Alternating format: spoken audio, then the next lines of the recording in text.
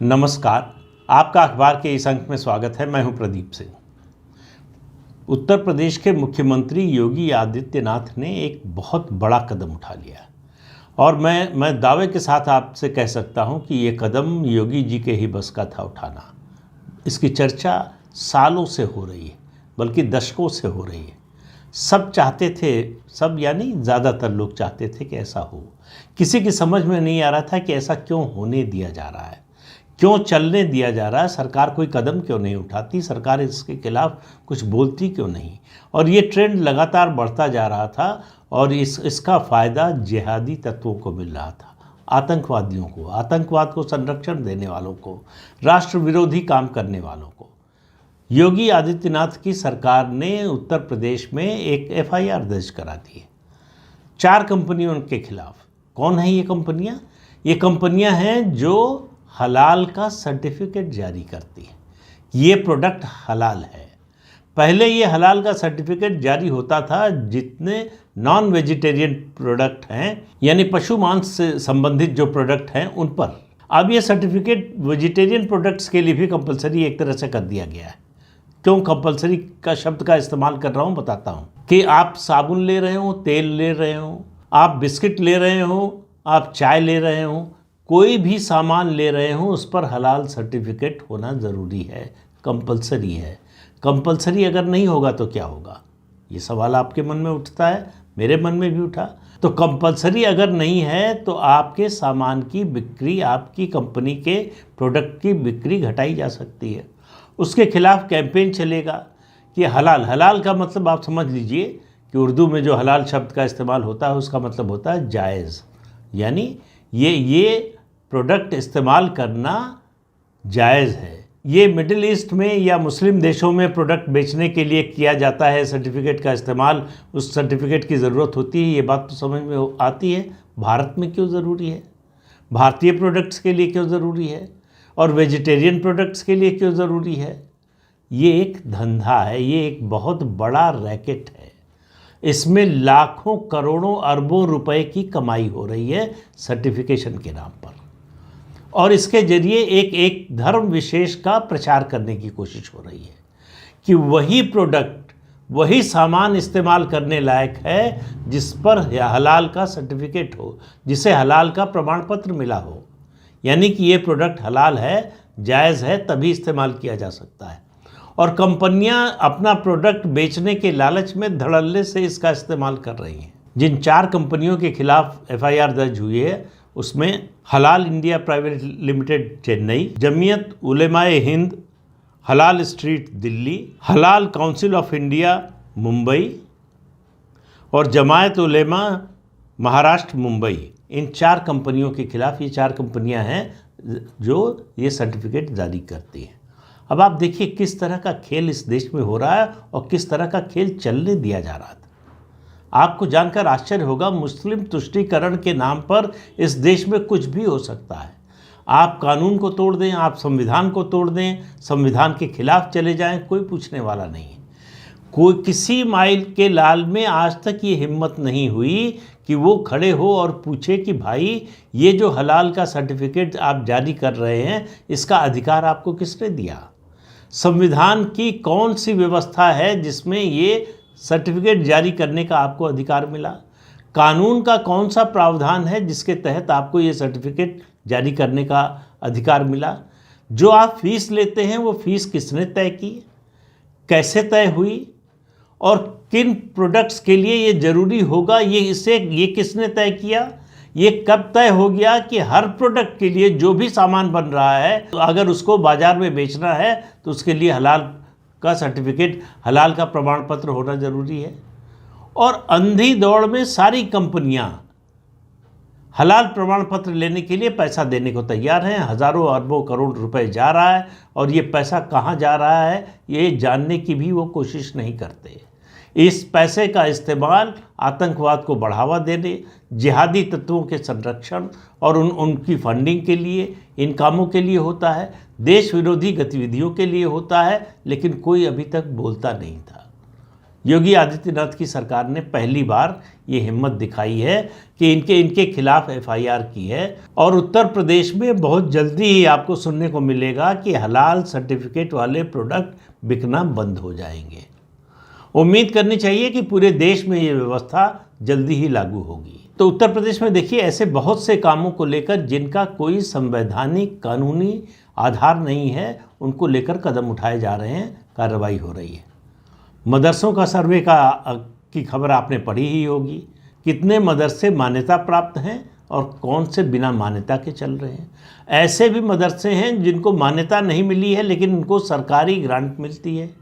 अब आप देखिए इस खेल को, और ये बहुत बड़ा खेल है, इसको छोटा मोटा मत समझिए। इसके जरिए जो है मुस्लिम तुष्टीकरण का खेल खेला जाता है, वोट बैंक की पॉलिटिक्स का खेल खेला जाता है। वोट बैंक की पॉलिटिक्स का खेल आप खेलें, वोट लेने के लिए किसी समुदाय को लुभाएं, यहाँ तक भी समझ में आता है। लेकिन वोट बैंक के चक्कर में, वोट लेने के चक्कर में आप देश का विरोध करने वाले, राष्ट्र विरोधी गतिविधियों में लिप्त लोगों के लिए मददगार बन जाएं, ये कैसे बर्दाश्त किया जा सकता है। लेकिन ये सब हो रहा था, और हो रहा था सेकुलरिज्म के नाम पर। तो सेकुलर देश में धर्म के आधार पर ऐसे नियम चलने दिए जा रहे थे जो कानून सम्मत नहीं है। यानी मदरसे को अगर मान्यता नहीं मिली है तो उसको क्यों चलना चाहिए, और किसी और स्कूल को मान्यता नहीं मिली है तो उसको बंद कर दिया जाएगा, उसकी बिल्डिंग गिरा दी जाएगी, लेकिन मदरसा चलता रहेगा।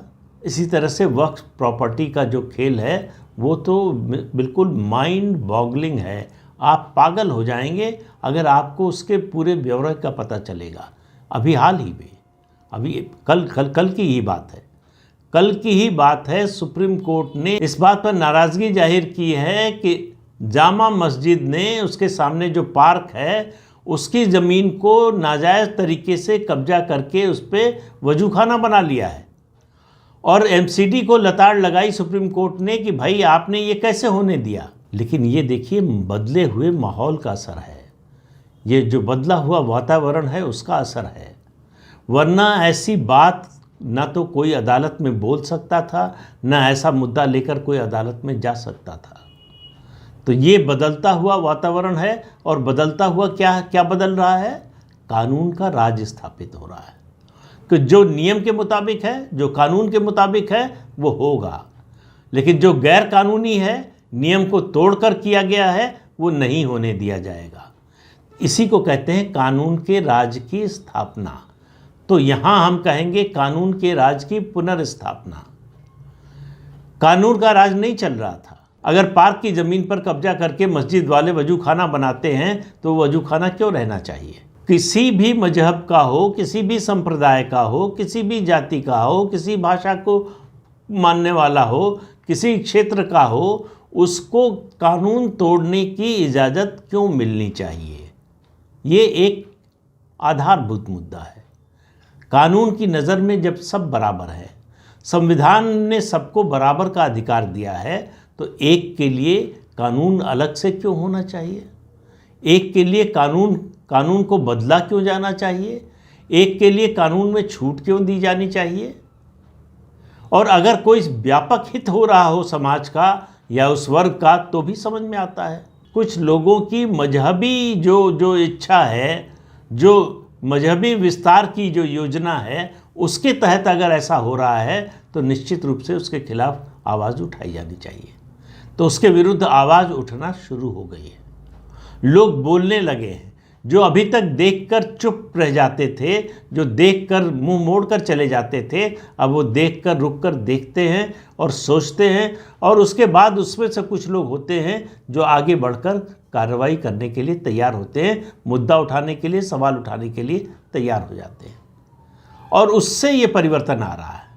ये जो जागरूकता आई है लोगों में, ये पिछले 9 साढ़े 9 साल की देन है। उससे पहले तो हिंदू को आतंकवादी बताया जाता था, भगवा आतंकवाद की बात होती थी, और ऐसा कानून लाने की कोशिश संसद में हो चुकी जिसमें दंगा कहीं भी हो, जो मेजॉरिटी कम्युनिटी यानी हिंदुओं को ही दोषी ठहराया जाएगा। इस तरह का कानून आप कल्पना कर सकते हैं किसी और देश में लाने के बारे में कोई सत्तारूढ़ दल सोच भी सकता है?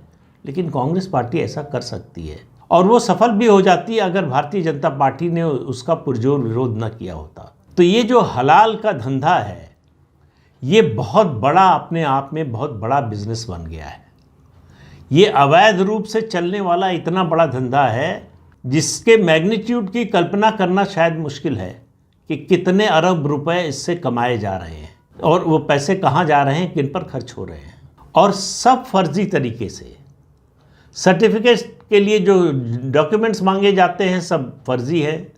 और पहली बात तो यह है कि आपको मांगने का अधिकार ही नहीं है, आपको वो सर्टिफिकेट जारी करने का अधिकार नहीं है। फिर भी आप सर्टिफिकेट जारी कर रहे हैं, लोग लेने के लिए आ रहे हैं। आप इसके जरिए एक धर्म विशेष के खिलाफ विद्वेष पैदा कर रहे हैं। इसमें जो धाराएं लगाई गई हैं उसमें 120B भी है, यानी षड्यंत्र की। ये इसके जरिए समाज में वैमनस्य पैदा करने की कोशिश हो रही है कि जिस फूड प्रोडक्ट पर हलाल का सर्टिफिकेट नहीं है वो नहीं बिकना चाहिए। फूड प्रोडक्ट ही नहीं, उसके अलावा भी, अब साबुन तो फूड प्रोडक्ट नहीं हो सकता, तो फूड और नॉन फूड दोनों कैटेगरी के प्रोडक्ट्स पे हलाल का सर्टिफिकेशन। और ये मैं कह रहा हूँ इस देश की बड़ी बड़ी कंपनियां बिना कोई सवाल पूछे, इसलिए कि उनका प्रोडक्ट जो है वो मिडिल ईस्ट में और मुस्लिम देशों में बिके, इसलिए ये सर्टिफिकेट ले रही हैं, पैसा दे रही हैं। यानी एक तरह से खुली आँखों से गड्ढे में कूद रही हैं, बल्कि कहें समाज और देश को गड्ढे में ले जा रही हैं। देश के खिलाफ साजिश करने वालों के हाथ मजबूत किए जा रहे हैं। अब आप बताइए, शहद पर हलाल का सर्टिफिकेट शहद बेचने के लिए क्यों होना चाहिए?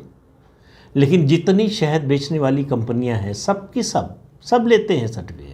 एक अंधी दौड़ में सब शामिल हो गए हैं बिना कुछ सोचे समझे। ऐसे में योगी आदित्यनाथ जैसा ही कोई नेता, कोई मुख्यमंत्री, कोई सरकार का मुखिया आकर ये साहस दिखा सकता है, सही को सही और गलत को गलत कह रहा है।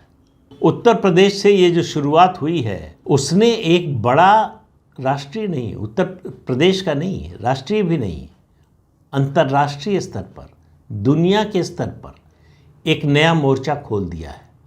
इस मुद्दे की गूंज आपको आने वाले दिनों में दुनिया के तमाम देशों में सुनाई देगी। इसके बारे में और दूसरे देशों में भी विचार होगा कि आखिर वो हलाल का सर्टिफिकेट क्यों जारी करते हैं और कोई भी सामान बेचने के लिए हलाल का सर्टिफिकेट होना क्यों ज़रूरी है। इस बुनियादी मुद्दे पर सवाल उठेगा। जो शुरुआत उत्तर प्रदेश ने की है, मुझे लगता है कि बहुत जल्दी ही पूरे देश में इसका असर दिखाई देगा आपको, और दूसरे राज्य भी हलाल सर्टिफिकेट जारी करने वालों के खिलाफ कार्रवाई करेंगे। ऐसे लोगों की जगह सिर्फ जेल है। ये देश को अंदर से तोड़ने का धंधा बंद होना चाहिए। इसके खिलाफ उत्तर प्रदेश से आवाज़ उठी है, योगी आदित्यनाथ की सरकार ने आवाज़ उठाई है और कोई गैर कानूनी काम नहीं किया है। कानूनी प्रावधानों के तहत ही, यानी सिस्टम के तहत ही, ये जैसे सिस्टम का इस्तेमाल कर रहे थे उसी तरह से सिस्टम के तहत ही रहकर इस कार्रवाई की जा रही है। कोई नहीं कह सकता कि ये किसी गलत इरादे से की जा रही है। कानून का सवाल उठ रहा है भाई। अगर आप सर्टिफिकेट जारी कर रहे हैं तो आपको बताना तो पड़ेगा कि ये अधिकार आपको कहाँ से मिला, किस कानून ने दिया, किस संविधान ने दिया, किस व्यक्ति ने दिया, किस सरकार ने दिया। जिसका आपको अधिकार नहीं है वो काम आप कर रहे हैं और उसके लिए पैसा भी ले रहे हैं। और मैं तो मानता हूँ जो लोग ये सर्टिफिकेट ले रहे हैं उनको भी थोड़ी शर्म करनी चाहिए।